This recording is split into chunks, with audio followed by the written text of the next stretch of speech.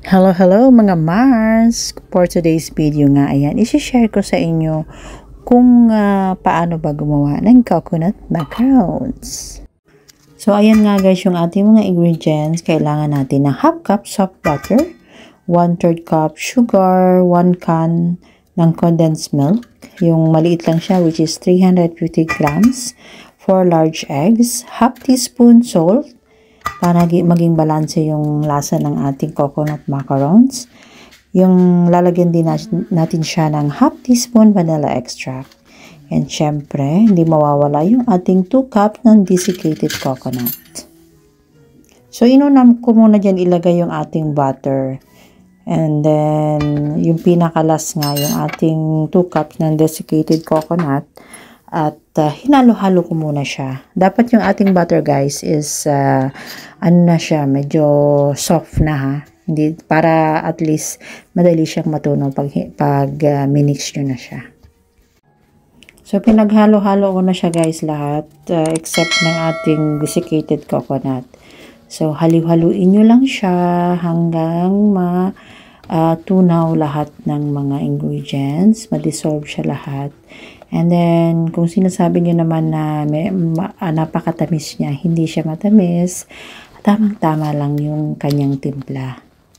So, kaya nga nilagyan natin ng salt para maging balanse yung ating coconut macaron. So, pag may nakikita kayong konting butter, okay lang yan. Kasi, basta ihalo nyo pa siya ng mabuti until na ilagay nyo yung ating desiccated coconut. Pero okay lang naman pag may konting bilog-bilog pa ng butter.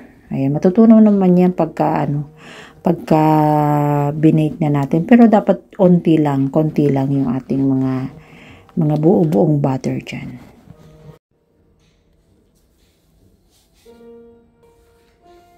So, ayan nga, nilagay ko na yung ating 2 cups na desiccated coconut. Ayan, paghalo-haluin nyo lang siya para ma-mix siya ng mabuti sa ibang mga ingredients.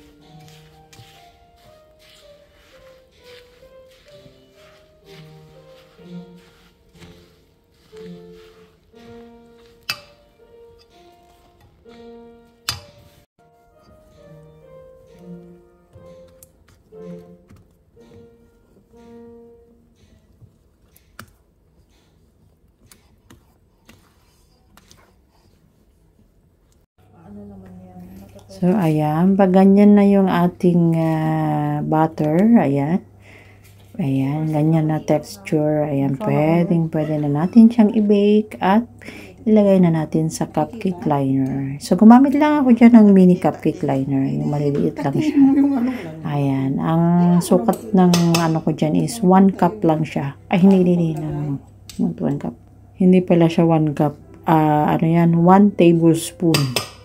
Ayan, 1 tablespoon lang yan. And then yan, nakikita nyo yan. Kinukutsara ko lang yan. Sinusunggit ko. And then nilalagay ko dyan. And kailangan natin siyang i-bake ng 180 degrees Celsius. 15 to 18 minutes. Ayan, until mag-golden brown yung ating top. And then the rest, kung may mga ano pa kayo, yan, ilagay nyo na lang ulit. The same process lang naman siya. Yun lang po. Maraming salamat.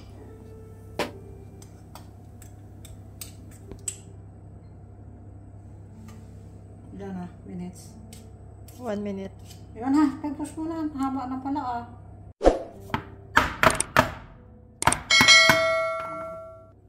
Wala na pala yun. Visit.